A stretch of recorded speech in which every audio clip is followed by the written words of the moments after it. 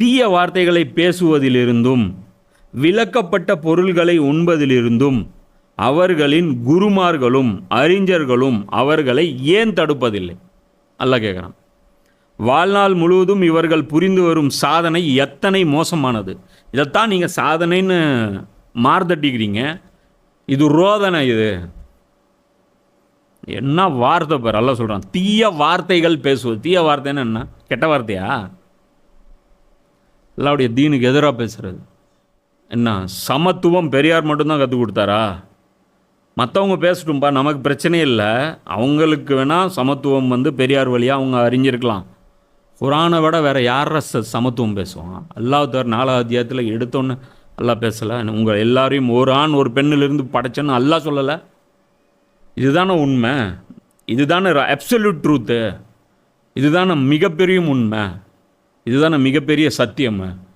இதன்படி ரசூல்லா வாழ்ந்து காட்டலை. சமத்துவத்துக்கு இனி எல்லாரும் ஆசை தான் பட்டுட்ருக்காங்க. முடிச்சிட்டாங்க, செஞ்சு முடித்தாங்க ரசூல்லா. குறைஷிகள் ஊரில் வாழ முடியாத ஒருத்தர், புரியுதா? வெளியூர்காரர் வாழ முடியாது குறைஷிகள் ஊரில். ஆனால் பிலாலுடைய தோளில் அப்படி ரசூல்லா அப்படியே அந்த ஹஜ்ஜத்துல் விதாவுடைய உரை நிகழ்த்துறாங்க. அதை விட ஒரு அருவருப்பான காட்சி குறைஷிகளுக்கு வேறு எதுவுமே கிடையாது. உமர் சீரீஸில் ஒரு சீனு சொல்கிறேன். இவன் விடுதலை ஆயிடுவார். இவர் வாஷி விடுதலை ஆனவுடனே புது ட்ரெஸ்ஸும் வாங்கிட்டு வந்துடுவார். தலைப்பகெல்லாம் அப்படியே இந்த அரபுகள் போடுற மாதிரி, குறைசிகள் போடுற மாதிரி தலைப்பகை போட்டுருவார். தாருணத்வால மீட்டிங் நடந்துகிட்ருக்கும். நேராக உள்ளே போனவுடனே, ஹோய் யாரா ஒன்று உள்ளே விட்டது, வெளியே போ, ஏதோ ரிலீஸ் பண்ணுன்னா எங்களை ஒருத்தன் ஆயிடுவியா நீயே? உன் தராதரம் இல்லையா? பிலால் அப்பயே சொல்லுவார், அடிமைத்தனத்திலேருந்து வெளியே வரணும் அப்படின்னா அல்லாஹ்வை மட்டுமே வழிபட்டால் மற்ற எல்லா விலங்குகளும் உடஞ்சிரும் அப்படின்ட்டு.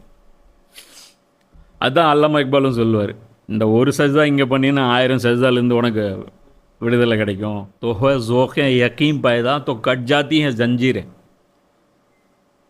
அல்லாவுடைய ஜோஹ், அல்லாவுடைய யக்கீனு ஒரு ஆளுக்கு வந்துருச்சுன்னு வச்சுக்கோ, அவனை எவ்வளோ சங்கிலியில் வேணாலும் நீ கட்டி வை. அவன் அடிமை கிடையாது. அவன் மைண்டு நீ அடிமைப்படுத்த முடியாது. அடிமைனா என்ன தெரியுமா? நான் ஒரு தோல்வி அடைந்தவன்கிற அந்த சிந்தனை நமக்கு வர்றது. தோக்கிறது தோல்வி கிடையாது, தோல்வி மனப்பான்மை. புரியுதா? அந்த டாமினேஷன். இவர்கள் எங்களை மேலானவர்கள் யார்? வெள்ளையர்கள். அவங்கள அப்படி பிரமிப்பாக பார்த்தேன்னு வச்சுக்கோ, நீ அப்போ தான் தோத்தன்னு அர்த்தம். புரியுதா? இவங்க என்ன வேணாலும் பண்ணட்டும், அவங்க வானத்துக்கு போட்டோம், டெஸ்லாவுக்கு போட்டோம், அதை போட்டோம், இதை போட்டோம், அவன் என்ன வேணாலும் பண்ணட்டும். ஆனால் அல்லாஹ் சொல்கிறான், ஈமான் இருக்கிறவன் தான் டாமினேஷன், அவன் தான் மேலானவன். புரியுதா? பிலாலுடைய கால் தூசிக்கு வரமாட்டான் எலான் மஸ்க். புரியுதா? பிலால் ரலியல்லாஹுடைய கால் தூசிக்கு வரமாட்டான். அப்போ இதுதான் விஷயம். அப்போது அந்த இடத்துல அல்லாஹ் என்ன சொல்கிறான்? தீய வார்த்தைகள் பேசுவதில். தீய வார்த்தைன்னா என்ன தெரியுமா? அல்லாஹ்வுடைய தீனுக்கு எதிராக பேசுறது. அல்லாஹ்வுடைய தீனுக்கு எதிராக பேசுகிறத பேசிட்டு தீய வார்த்தை, கெட்ட வார்த்தை பேசிட்டு உட்காந்துட்டு இருக்காங்க. இந்த கொள்கையை தான் சிறந்தது, அந்த கொள்கை தான் சிறந்தது, மத சார்பின்மை நம்ம போற்றி பிடிப்போங்கிற. மத சார்பின்மை என்ன மீனிங் தெரியுமா உங்களுக்கு? செக்குலரிசம் மீனிங் என்னன்னு தெரியுமா? டிக்ஷனரியில் எடுத்து பார்க்குறீங்களா? செக்குலரிசம் யார் லான்ச் பண்ணாங்கன்னு தெரியுமா உங்களுக்கு? தயவு செஞ்சு விக்கிபீடியா போய் பாருங்கள். செக்குலரிசம் அப்படிங்கிறது என்ன பாருங்கள். அது எந்த காலத்து தத்துவம் முதல்ல அதை பாருங்கள். இன்றைக்கி நவீன உலகம் வடிவமைக்கப்பட்டிருக்குல்ல, இது எதுவுமே இன்றைக்கி வடிவமைக்கப்பட்டது அல்ல. 2000 வருஷத்துக்கு முன்னாடி ரோமர்கள் இருந்தாங்க பார்.